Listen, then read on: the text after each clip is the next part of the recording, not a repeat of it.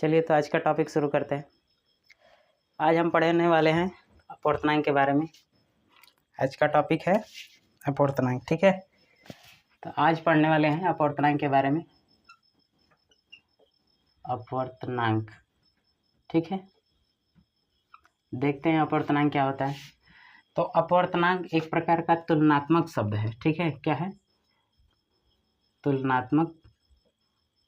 तुलनात्मक शब्द है, ठीक है। प्रकाश एक क्या है? तुलनात्मक शब्द है। इसमें क्या तुलना किया जाएगा, ठीक है। तो तुलना किया जाएगा प्रकाश की चाल या फिर प्रकाश की तीव्रता, ठीक है। प्रकाश की चाल या फिर प्रकाश की तीव्रता की तुलना की जाएगी, ठीक है। और किससे किसकी तुलना की जाएगी? तो एक माध्यम के सापेक्ष दूसरे माध्यम की तुलना, ठीक है। एक माध्यम के सापेक्ष दूसरे माध्यम की तुलना की जाएगी, ठीक। तो तुलना करने के लिए मैं इसको समझा रहा हूँ। जैसे सपोज दैट ये हमने एक कांच ले लिया। क्या है ये? कांच ले लिया। और एक हमने लिया पानी से भरा हुआ बर्तन, ठीक है। ये है पानी,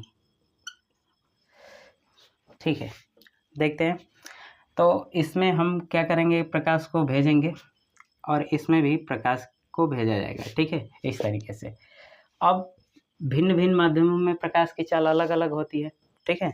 भिन्न भिन्न माध्यमों में प्रकाश की चाल अलग होती है। तो इसमें कुछ और होगा और इसमें कुछ और होगा, ठीक है। तो कौन सा माध्यम प्रकाश को कितना जाने दे रहा है खुद से होकर के, ठीक है।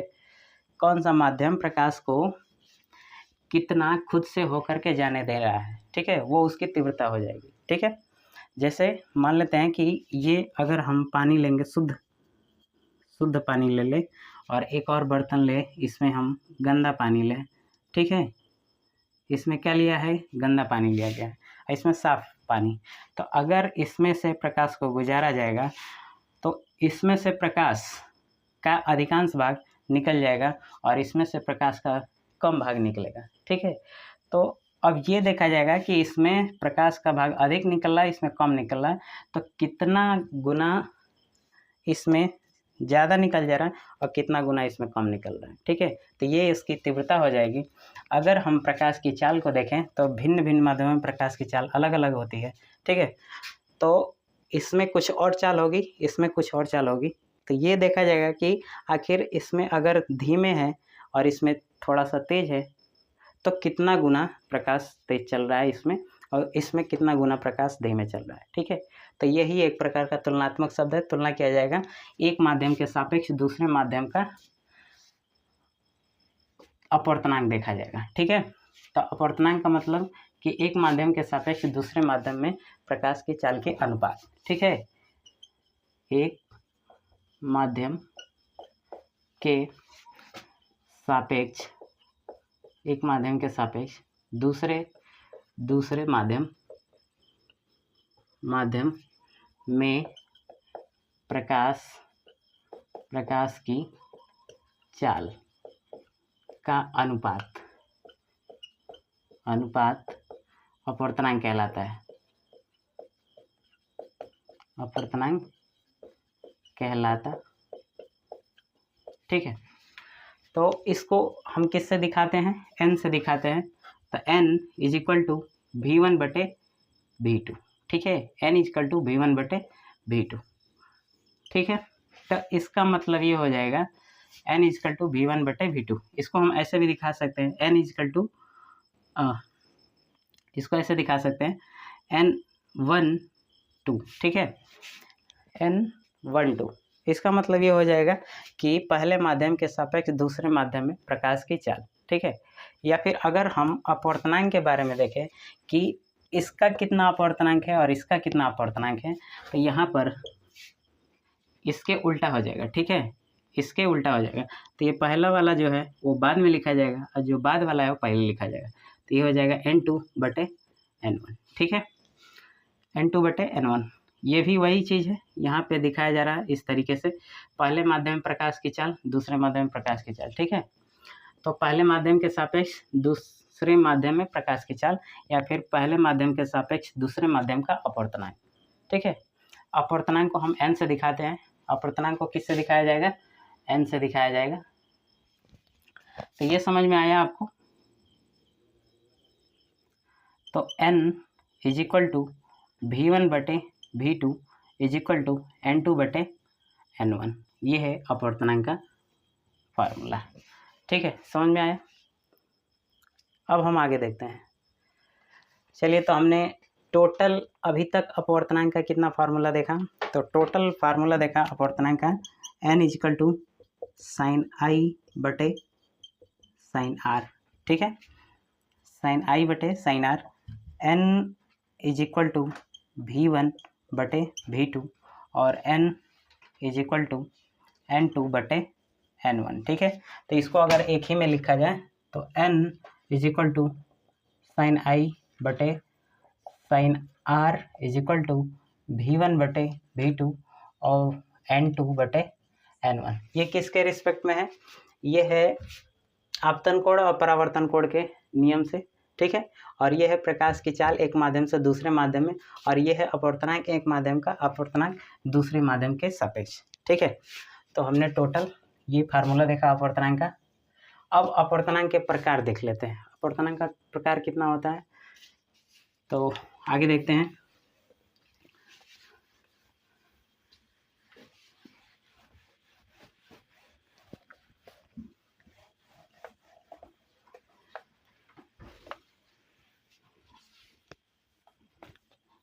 ये है अपवर्तनांक। इसके प्रकार देखा जाए तो अपवर्तनांक के प्रकार। ठीक है, तो अपवर्तनांक के दो प्रकार होते हैं। पहला है सापेक्ष अपवर्तनांक, सापेक्ष अपवर्तनांक। ठीक है, और दूसरा होता है निरपेक्ष अपवर्तनांक, निरपेक्ष अपवर्तनांक। ठीक है, सापेक्ष अपवर्तनांक और दूसरा निरपेक्ष अपवर्तनांक। सापेक्ष अपवर्तनांक का मतलब क्या होता है कि इसमें दो माध्यम होगा, इसमें दो माध्यम होगा और तुलना किया जाएगा एक माध्यम के सापेक्ष दूसरे माध्यम का अपवर्तनांक। ठीक है, तो इसमें कितने माध्यम होंगे? इसमें दो माध्यम होगा। ठीक है, दो माध्यम, और इसमें तुलना किया जाएगा एक माध्यम के सापेक्ष दूसरे माध्यम का अपवर्तनांक। तो इसके लिए फार्मूला क्या हो जाएगा? जैसे दो माध्यम को मैं मान ले रहा हूँ, एक कांच मान ले सकते हैं और दूसरा माना जाएगा पानी। ठीक है, कांच और दूसरा पानी माना जाएगा। ये पहला माध्यम है और ये दूसरा माध्यम है। ठीक है, दूसरा माध्यम। तो एक कांच ले लिया जाएगा, दूसरा पानी ले लिया जाएगा। ठीक है, अब इन दोनों के बीच में अपवर्तनांक चेक किया जाएगा कि आखिर इसका अपवर्तनांक कितना है, इसका अपवर्तनांक कितना है, इसमें प्रकाश की चाल कितनी है, इसमें प्रकाश की चाल कितनी है। ठीक है, या फिर इसमें प्रकाश की तीव्रता कितनी है और इसमें प्रकाश की तीव्रता कितनी है। तो यही चीज़ देखा जाएगा। निरपेक्ष अपवर्तनांक में क्या होता है? इसमें भी दो माध्यम होंगे। ठीक है, तुलना करने के लिए कम से कम दो माध्यम होना जरूरी होता है। ठीक है, एक माध्यम से तुलना हम नहीं कर पाएंगे। ठीक है, तो तुलना करने के लिए कम से कम दो माध्यम होगा। तो इसमें पहला माध्यम जो होगा, पहला माध्यम को निर्वात माना जाता है, निर्वात, और दूसरा माध्यम कोई भी हो सकता है। ठीक है, तो दूसरा माध्यम कांच भी हो सकता है और पानी भी हो सकता है। ठीक है, तो निर्वात में हम यहाँ पे क्या माना जाएगा? निर्वात में वायु को माना जाएगा। ठीक है, क्योंकि पृथ्वी पे ऐसी कोई जगह नहीं है जहाँ पे हवा ना हो। ठीक है, तो हवा को ही यहाँ पे निर्वात मान लिया गया है। अब इस निरपेक्ष अपवर्तनांक का मतलब होता है कि निर्वात की तुलना हम किसी दूसरे माध्यम से करेंगे।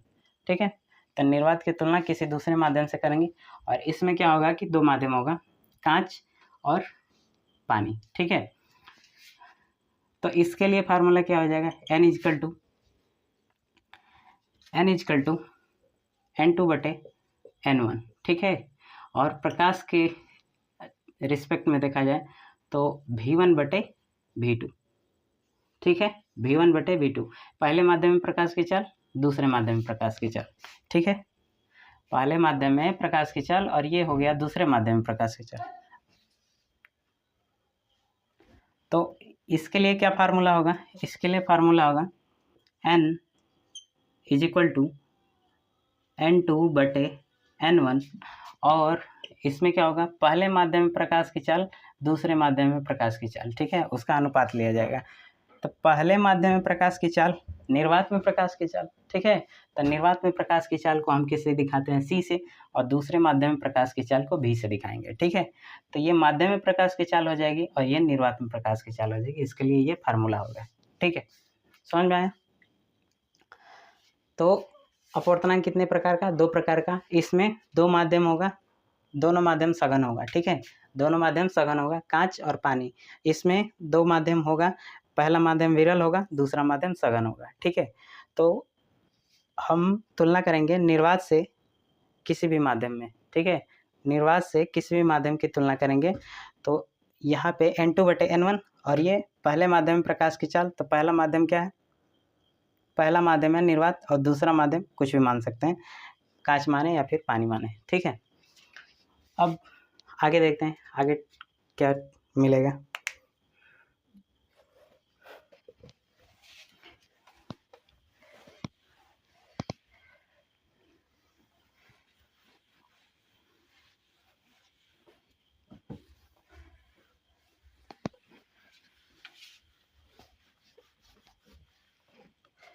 अगला टॉपिक है प्रकाश का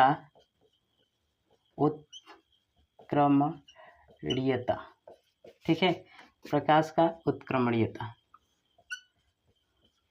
उत्क्रमणीयता का मतलब ये होता है कि जैसे सपोज दैट, इसको अंग्रेजी में रिवर्सिबल बोलते हैं। अगर हम उत्क्रमणीयता का मतलब समझा रहा हूँ मैं आपको, ठीक है, अगर कोई मिट्टी है, ठीक है, तो इस मिट्टी से क्या बना दिया गया, मूर्ति बना दी गई, इस मिट्टी से क्या बना दिया गया, मूर्ति। तो फिर क्या हम इस मूर्ति को मिट्टी में बदल सकते हैं, तो बिल्कुल बदल जाएगा, ठीक है, ये मूर्ति अब मिट्टी में बदल सकती है, ठीक है। तो ये जो घटना हो रही है, ये घटना उत्क्रमणीयता की घटना है, ठीक है, ये जो घटना है उत्क्रमणीयता की घटना है। मिट्टी से हम मूर्ति बना सकते हैं और मूर्ति से क्या बना देंगे, मिट्टी बना देंगे, ठीक है। तो सेम उसी तरीके से प्रकाश को भेजा जाएगा, ठीक है, और प्रकाश पुनः वापस आ जाएगा, यही घटना क्या कहलाएगा, प्रकाश की उत्क्रमणीयता, ठीक है। तो इसको समझते हैं। सपोज दैट, मान लेते हैं कि ये कोई माध्यम है, पहला माध्यम, ठीक है, इसमें मैं मान ले रहा हूँ पानी, ठीक है, इसमें मैं जल मान लिया और ऊपर वाले को मैं वायु मान लिया, ठीक है। अब प्रकाश की किरण को ऐसे भेजा जाएगा, ठीक है, तो प्रकाश की किरण ऐसे आएगी और यहाँ हम खींच लेंगे अभिलंब, ठीक है। प्रकाश की किरण को जाना कैसे चाहिए, ऐसे जाना चाहिए था, लेकिन ये जब विरल से सघन में आएगी तो थोड़ा अपने अभिलंब की तरफ झुक जाएगी, ठीक है, ये अभिलंब की तरफ झुक गई। अब हमको क्या करना है कि यहाँ पर हम कोई एक परावर्तक पृष्ठ रख देंगे, ठीक है, ये क्या है, कोई परावर्तक पृष्ठ है, ये क्या है, परावर्तक पृष्ठ, ठीक है। ये कौन सी किरण है, ये है अपवर्तित किरण, अपवर्तित किरण, ठीक है, और ये कौन सी किरण है, आपतित किरण, आपतित किरण, ठीक है। तो यदि हम प्रकाश को एक माध्यम से दूसरे माध्यम में भेजें तथा दूसरे माध्यम में अगर कोई परावर्तक पृष्ठ से प्रकाश टकरा करके पुनः उसी माध्यम में आएगी, ठीक है, तो जिस रास्ते आई थी उसी रास्ते पुनः वापस चली जाएगी, ठीक है। तो जिस रास्ते आई थी उसी रास्ते पुनः वापस चली जाएगी, यही घटना प्रकाश का उत्क्रमणीयता कहलाता है, ठीक है। तो प्रकाश जिस रास्ते से आया था परावर्तक पृष्ठ से टकराया और टकराने के पश्चात वह उसी मार्ग में वापस चला गया, बस यही घटना प्रकाश का उत्क्रमणीयता कहलाता है, ठीक है। तो मैं इसकी परिभाषा लिख दे रहा हूँ।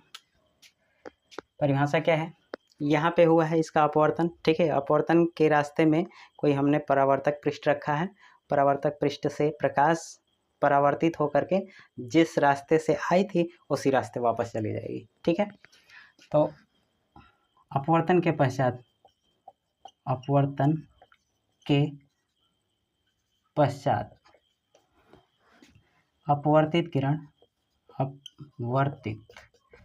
अपवर्तित किरण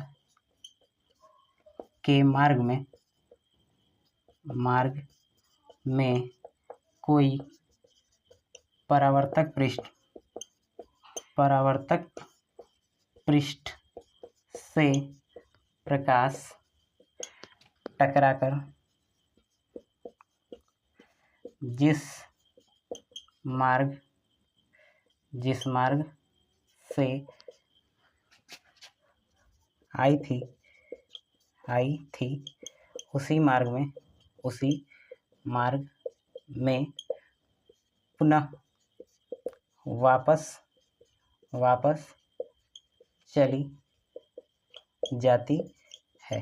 ठीक है, यह घटना प्रकाश का उत्क्रमणीयता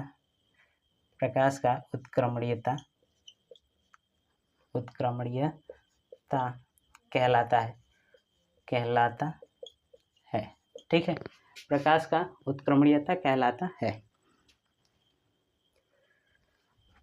अब हुआ क्या है इसमें, तो अपवर्तनांक देखा जाए 1n2 इज इक्वल टू, हुआ क्या है 1n2, तो यहाँ से साइन आई बटे साइन आर। ठीक है, sine i is equal to sine r. ठीक है, और अब क्या हो रहा है, अब हुआ है कि यहाँ से प्रकाश आया है तो इसके लिए ये फार्मूला लग गया। अब जैसे ही प्रकाश इससे टकराएगा, टकराने के पश्चात ये है आई और ये है आर, ये आपतन कोण, ये अपवर्तन कोण। ठीक है, तो आपतन कोण और अपवर्तन कोण, अब जब ये प्रकाश की किरण वापस जाएगी तो ये जो अपवर्तन कोण है आपतन कोण बन जाएगा और ये आपतन कोण अपवर्तन कोण बन जाएगा। ठीक है, तो यहाँ से n21 की बात करा जाए तो ये क्या हो जाएगा, साइन आर बटे साइन आई हो जाएगा। इसको माना जाएगा समीकरण नंबर 1 और इसको मानते हैं समीकरण नंबर 2। तो यहाँ से अगर देखा जाए समीकरण 1 इंटू 2, ठीक है, समीकरण 1 इंटू 2 करा जैसे, तो समीकरण 1 इंटू समीकरण 2 अगर लिखा जाए तो ये हो जाएगा। तो यहाँ से समीकरण 1 और समीकरण 2 की अगर गुणा किया जाए तो 1n2 into 2n1 is equal to sine i बटे sine r into sine r बटे साइन आई। ठीक है, इससे ये कट जाएगा, इससे ये कट जाएगा, इधर क्या बचेगा 1, तो 1n2 into 2n1 is equal to 1। ठीक है, तो मैं इसको उधर पक्षांतर कर दे रहा हूँ, तो ये हो जाएगा 1n2 is equal to 1 by 2n1। ठीक है, तो इसको इतना लिखा जा सकता है, 1n2 को इतना लिखा जा सकता है, या फिर 2n1 को हम लिख सकते हैं 1 बाई 1n2। ठीक है, इसका क्या मतलब होता है, इसका मतलब ये होता है 1n2 इसको हम लिख सकते हैं पहले माध्यम के सापेक्ष पहले माध्यम के सापेक्ष दूसरे माध्यम का अपवर्तनांक, पहले माध्यम के सापेक्ष दूसरे माध्यम का अपवर्तनांक। और इसका क्या मतलब होता है, इसका मतलब दूसरे माध्यम के सापेक्ष पहले माध्यम का अपवर्तनांक। ठीक है, तो इसका क्या मतलब हुआ 2n1, इसका क्या मतलब हुआ 2n1, तो इसका मतलब ये हो गया कि दूसरे माध्यम के सापेक्ष दूसरे माध्यम के सापेक्ष पहले माध्यम का अपवर्तनांक। ठीक है, दूसरे माध्यम के सापेक्ष पहले माध्यम का अपवर्तनांक। ठीक है, तो जिसके साथ सापेक्ष लगा है, जिसके साथ सापेक्ष लगा है उसको हम पहले लिखेंगे और जिसका अपवर्तनांक पूछ रहा है उसको हम बाद में लिखेंगे। ठीक है, तो जिसके साथ सापेक्ष लगा है उसको पहले लिखा जाएगा। सापेक्ष किसके साथ लगा है? पहले के साथ सापेक्ष लगा है, तो पहले को हम शुरू में लिखेंगे और जिसका अपवर्तनांक पूछेगा उसको हम बाद में लिखेंगे। ठीक है, तो किसका अपवर्तनांक यहाँ पे पूछ रहा है? तो पहले माध्यम का अपवर्तनांक, तो पहले माध्यम का अपवर्तनांक पूछ रहा है तो हम पहले को बाद में लिखेंगे, और यहाँ पर दूसरे माध्यम का अपवर्तनांक पूछ रहा है तो हम दूसरे को बाद में लिखेंगे। ठीक है, तो जिसके साथ सापेक्ष लगा है उसको पहले लिखेंगे और जिसका अपवर्तनांक पूछ रहा है उसको हम बाद में लिखेंगे। इस तरीके से हम इसको लिखेंगे। ठीक है, और ये इसका फार्मूला निकल के आया। तो पहले माध्यम के सापेक्ष दूसरे माध्यम का अपवर्तनांक बराबर 1/, दूसरे माध्यम के सापेक्ष पहले माध्यम का अपवर्तनांक। ठीक है, तो इस तरीके से प्रकाश की उत्क्रमणीयता को समझ सकते हैं। ठीक है।